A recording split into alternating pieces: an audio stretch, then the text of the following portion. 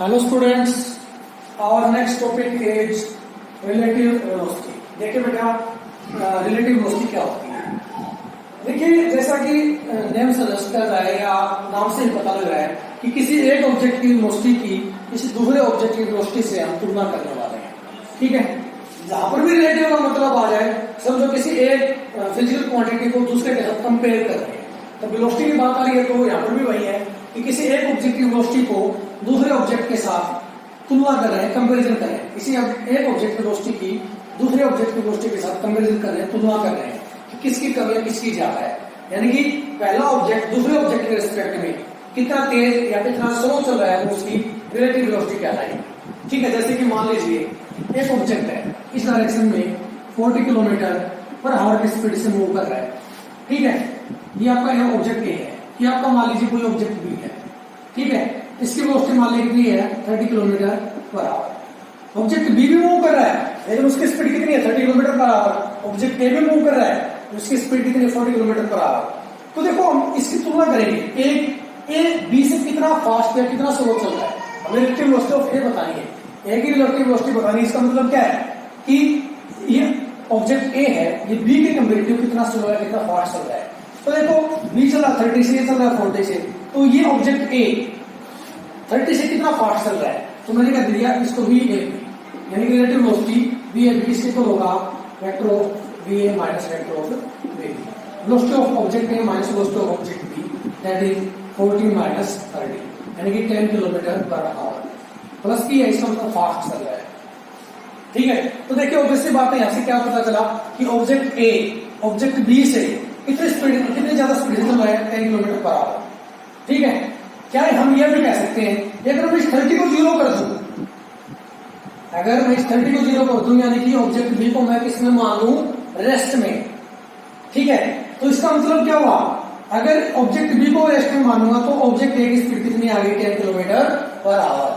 ठीक है, और फिर से देखिए बेटा, इस ऑब्जेक्ट की स्पीड कितनी है, 40 किलोमीटर पर आवर, इसकी कितनी है, 30 किलोमीटर पर आवर।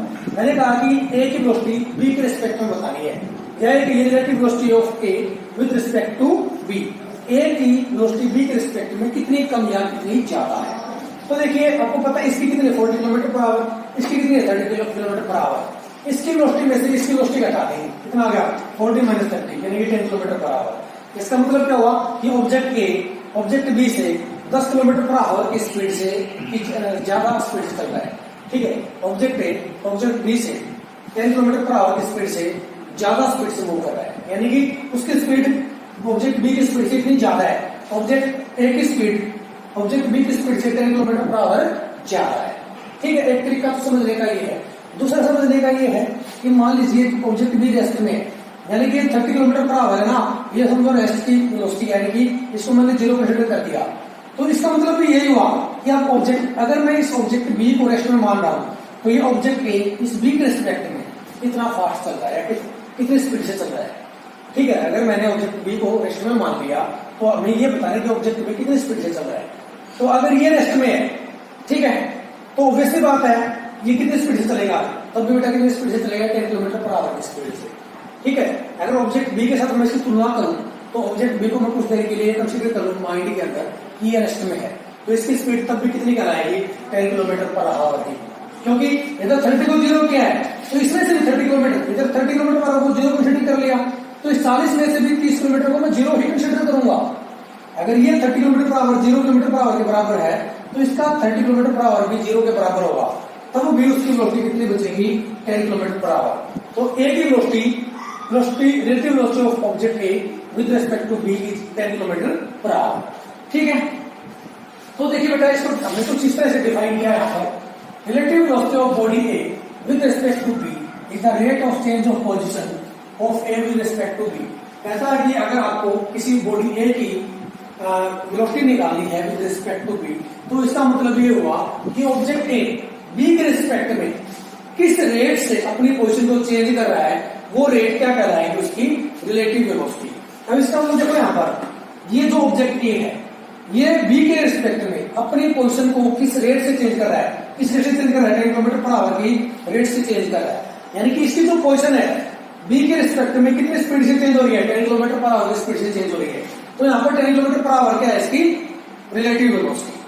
ठीक है, इसको आप किस तरह से समझ सकते हो बेटा, relative velocity of body A with respect to body B is the velocity of A when B assumes itself at rest. कहता है कि बेटा अगर आपको बॉडी ए की आपको बॉडी ए की रिलेटिव वेलोसिटी बतानी है किसके रिस्पेक्ट में, बॉडी बी के रिस्पेक्ट में, तो कहता है कि वो ए की वेलोसिटी कहलाएगी जब बी अपने आप किसमें रेस्ट कर क्या किसमें अज्यूम कर ले रेस्ट में। यानी कि बी की स्पीड को अगर मैं 0 कंसीडर कर लूं, ठीक है, अगर बी की स्पीड को मैं 0 कंसीडर कर लूं तो बी के रिस्पेक्ट में ए की जो वेलोसिटी बचेगी वो उसकी क्या होगी, रिलेटिव वेलोसिटी। अगर मैं बी को या बी की वेलोसिटी को 0 कंसीडर कर लूं तो ए की जो वेलोसिटी होगी बी के रिस्पेक्ट में वो क्या कहलाएगी, उसकी रिलेटिव वेलोसिटी। एक ही बात है बेटा, कान को चाहे ऐसे पकड़िए चाहे ऐसे पकड़िए, बात एक ही है, मतलब एक ही है। ठीक है, तो ये इसको हमें समझाने के लिए एग्जांपल दिया था। ये आप इसको किसी तरह से भी डिफाइन कर सकते हो, ऊपर वाले डेफिनेशन अच्छे लगे, नीचे वाले लगे, जो भी अच्छे लगे आप नोट कर सकते हैं। ओके, चलिए इसको आगे बढ़ाते हैं, अब इसको प्रूव करते हैं। Let us consider two bodies A and B moving with velocities vector B and vector B, so that angle between them is theta. कहता है कि मान लीजिए आपके पास कोई दो ऑब्जेक्ट है, ठीक है, ये ऑब्जेक्ट ए मान लिया हमने और ये कोई ऑब्जेक्ट हमने बी मान लिया, ठीक है। कहता है कि ऑब्जेक्ट ए है वो किसी वेलोसिटी वेक्टर बी से मिलता है, यानी कि उसकी वेलोसिटी कितनी मान ली हमने, वेक्टर बी। ऑब्जेक्ट ए की वेलोसिटी इस डायरेक्शन में, ठीक है, और वो उसका मैग्नीट्यूड कितना है, बी।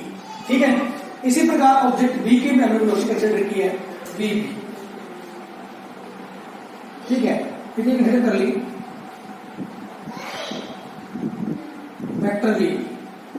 ये वेक्टर इसकी बी ऑब्जेक्ट की वेलोसिटी इस डायरेक्शन में है और उसका मैग्नीट्यूड किसके इक्वल है, बी के इक्वल है। ठीक है, अगर मैं इस बी की टेल को ए की टेल पर रख दूं, ठीक है, यानी कि जो वेक्टर बी भी है इसकी टेल को वेक्टर बी की टेल पर रख दूं तो इन दोनों के बीच का जो एंगल आएगा वो कितना आएगा, थीटा। यानी कि वेक्टर बी ए और वेक्टर बी बी के बीच का एंगल कितना मान लिया हमने यहाँ पर, थीटा। ठीक है, आई थिंक समझ आया होगा आपको।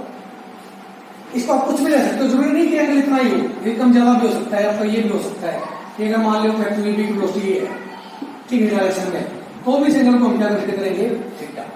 ठीक है, तो क्या किया बेटा, हमने दो ऑब्जेक्ट कंसीडर किए, पहले की वेलोसिटी मान ली वी ए, दूसरे की मान ली वी बी, और फिर हमने क्या कहा, वी ए और वी बी के बीच में एंगल कितना मान लिया हमने, थीटा। तो देखिए बेटा आगे हमने लिखा है, if velocity equal and opposite to the velocity of b is applied on both the body b as well as a, then b appears at rest and resultant velocity of a is its relative velocity with respect to b। कहता कि क्या करना आपने इससे आगे, कहता कि जो आपको ऑब्जेक्ट ए था, ऑब्जेक्ट ए की वेलोसिटी हमने कुछ डायरेक्शन में मानी है, ठीक है, सॉरी मैं इधर बना देता हूँ इसको, ऑब्जेक्ट बी की वेलोसिटी को हमने कुछ इस डायरेक्शन में कंसीडर किया है, ठीक है, ये क्या थी, वेक्टर बी होगी।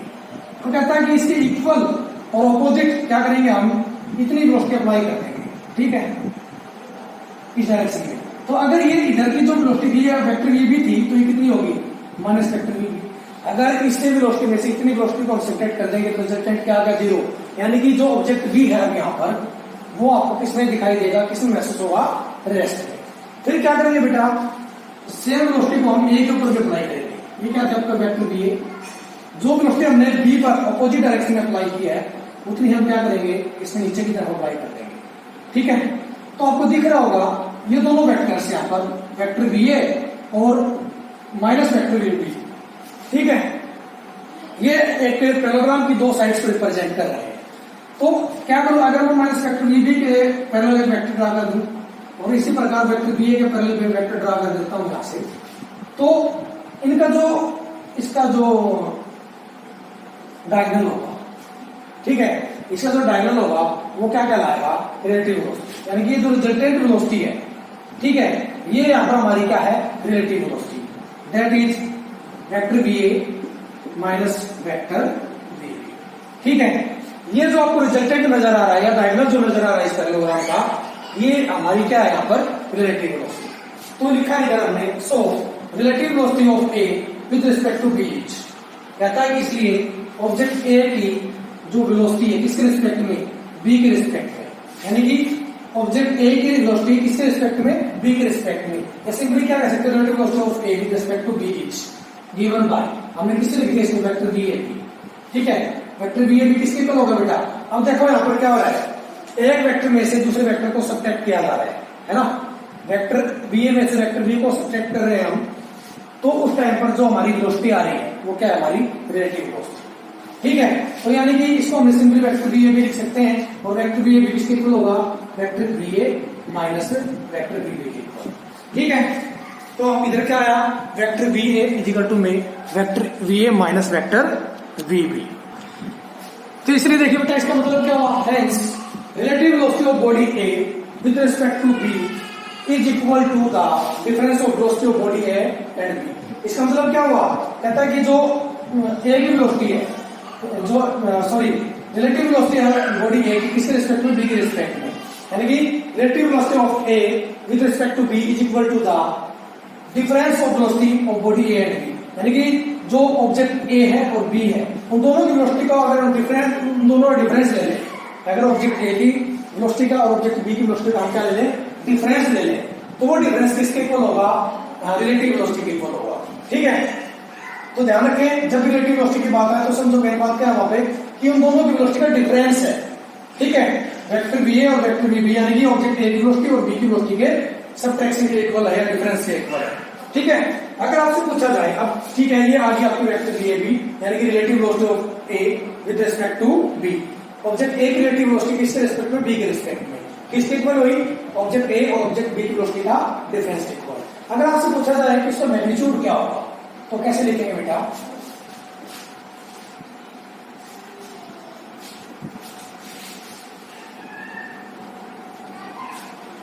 therefore magnitude of relative velocity is given by,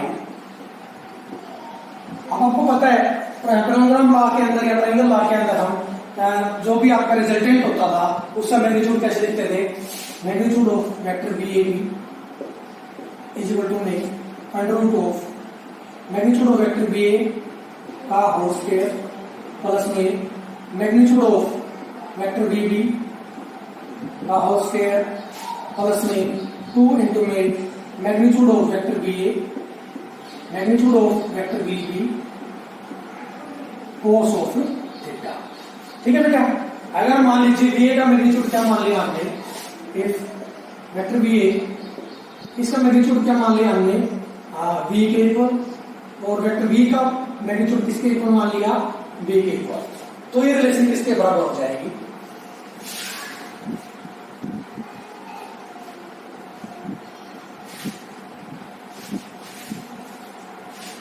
B A B, ठीक है। ये हमें उसका मैग्नीट्यूड दिया है under root of B A का स्क्वायर प्लस में बी बी का स्क्वायर प्लस में 2 B A B B cos of theta, ठीक है बेटा।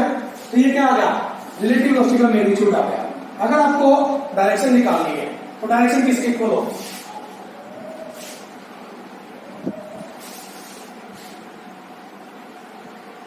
therefore direction of relative velocity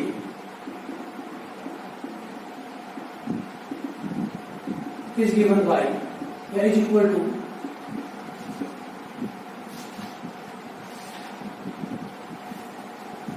sorry जब देखो बेटा हम इसकी बात करते थे ना सब्ट्रैक्शन किया डिफरेंस की तो उधर माइनस आता था, ठीक है, क्या आता था इधर माइनस, तो प्लस नहीं आएगा माइनस आएगा ध्यान रखना इधर, ठीक है।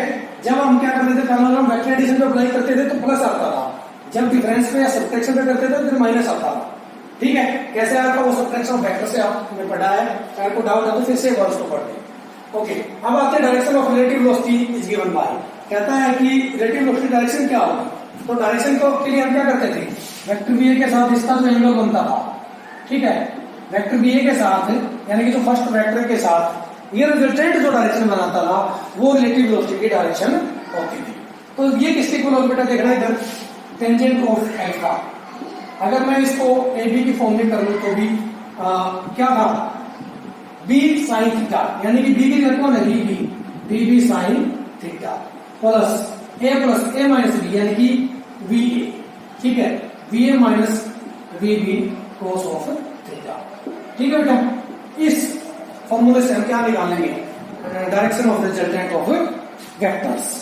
तो ये देखो हमने क्या निकाल लिया, रिलेटिव वेलोसिटी निकाल ली और रिलेटिव वेलोसिटी की डायरेक्शन हमने निकाल ली। अब इसके कुछ स्पेशल केसेस देखते हैं। तो देखिए फर्स्ट केस क्या कहता है बेटा, हमने लिखा when two bodies are moving in same direction, यानी कि कहते हैं जब दो बॉडीज किसी सेम डायरेक्शन में मूव कर रही हो, यानी कि ऑब्जेक्ट फर्स्ट यानी कि वेक्टर वी ए और वेक्टर वी बी दोनों की डायरेक्शन क्या हो, सेम हो। तो जब दोनों की डायरेक्शन सेम होगी, ठीक है, इसको ऐसे भी कह सकते हो vector V A vector V B, या ऐसे भी कह सकते हो vector V A and vector V B. यानी कि अगर कोई भी दो ऑब्जेक्ट या कोई भी दो बॉडी जब एक ही डायरेक्शन में किसी पर्टिकुलर डायरेक्शन में मूव करती हो, तो दोनों के बीच में एंगल कितना होगा, 0 डिग्री। ठीक है, दोनों के बीच में एंगल कितना होगा, 0 डिग्री। तो देखिए बेटा यहां से जब थीटा को क्या रखेंगे हम, जब 0 रखेंगे थीटा को, तो रिलेटिव वेलोसिटी किसके इक्वल आएगी, तो रिलेटिव वेलोसिटी का मैग्नीट्यूड किसके इक्वल आएगा, V A B equal to में under root of V A का स्क्वायर प्लस वी बी का square minus 2 V A V B cos of theta के। तो फिर पहले हमें रिलेशन लिखी थी। अब देखिए यहाँ पर क्या करेंगे हम, थीटा की जगह 0 पुट कर देंगे। जब थीटा की जगह 0 पुट करेंगे तो यहाँ से क्या आ जाएगा, V A B equal to में under root of V A का स्क्वायर प्लस वी बी का square minus 2 V A V B cos of 0 degree. ठीक है, कोस थीटा की जगह क्या पुट कर दिया, कोस 0 डिग्री। कोस 0 डिग्री किसके इक्वल होता है, 1 के इक्वल। कोस 0 डिग्री किसके इक्वल होगा, 1 के इक्वल। तो क्या बन जाएगा, V A B equal to में under root of V A square plus V B square minus 2 V A V B.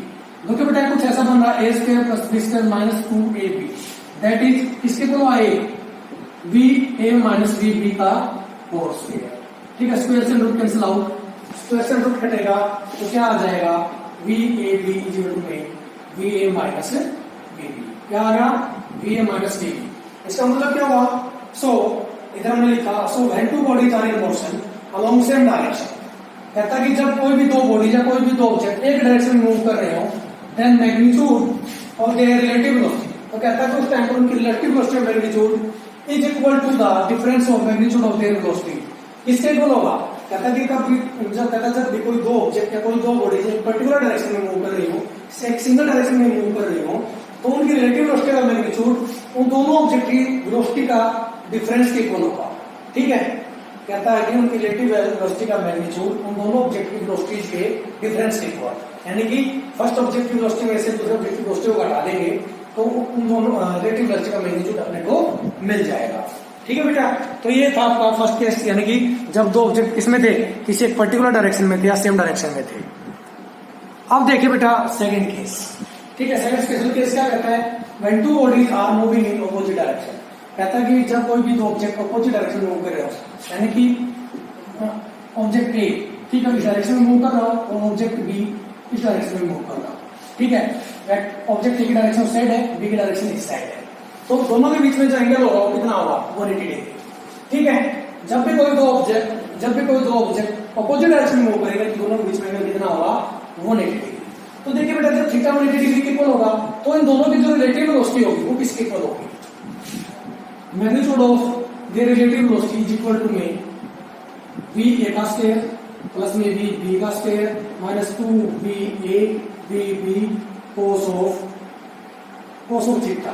ठीक है बेटा, लेकिन जब दो ऑब्जेक्ट अपोजिट डायरेक्शन में मूव करेंगे तो उन दोनों के बीच का जो एंगल होगा वो किसके इक्वल होगा, 180 डिग्री। तो यहां से क्या बन जाएगा, पी ए बी किसके इक्वल हो जाएगा बेटा, under root of V A का स्क्वायर प्लस वी बी का square minus 2 V A V B cos of 180 degree. ठीक है, किसके इक्वल हो जाएगा, 2 V A V B cos of 180 degree. Cos 180 किसके इक्वल होता है बेटा, -1 के। कोस 180 किसके इक्वल होता है, -1 के। तो वी ए बी किसके इक्वल हो जाएगा, यहाँ से वी ए बी किसके इक्वल होगा बेटा, देखो वहां से रूट ऑफ वी ए का स्क्वायर प्लस वी बी का square as it is, V A का स्क्वायर प्लस वी बी का स्क्वायर एज इट इज, फिर -2 V A V B cos 180 की जगह -1 रखेंगे तो माइनस बाहर आ जाएगा और ये माइनस और ये माइनस मिलकर के क्या बन जाएगा, प्लस। तो क्या जाएगा प्लस 2VA VB। ठीक है, अब यहां से देखिए ए का स्क्वायर प्लस बी का स्क्वायर प्लस में 2AB, दैट इज क्या बन गया बेटा ये VAB equal to root of VA plus VB का होल स्क्वायर। इसका स्क्वायर से अंडर कैंसिल आउट, तो रिजल्टेंट सॉरी रिलेटिव वेलोसिटी क्या आ गई VAB equal to VA plus VB। इसका मतलब क्या होगा, जब ऑब्जेक्ट A और B दोनों अपोजिट डायरेक्शन में मूव कर रहे हो, अलग अलग डायरेक्शन में मूव कर रहे हो, तो उनकी रिलेटिव वेलोसिटी का मैग्नीट्यूड किसके इक्वल होगा, A की वेलोसिटी को और B की वेलोसिटी का सम करके। ठीक है, तो उनकी रिलेटिव वेलोसिटी का मैग्नीट्यूड आ जाएगा। इसलिए हमने यहां पर लिखा है magnitude of two bodies is in motion of two bodies is in opposite direction.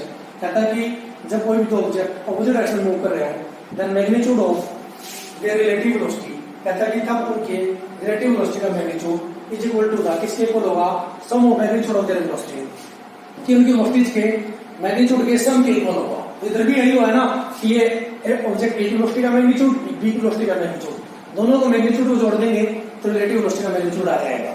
ठीक है बेटा, तो ये था अपना आज का रिलेटिव वेलोसिटी। इसकी जो एप्लीकेशन है वो हम नेक्स्ट लेक्चर में करेंगे। अगर इसमें कोई डाउट रहता हो तो आप पूछ सकते हैं। आज के लेक्चर में इतना ही। Thank you very much.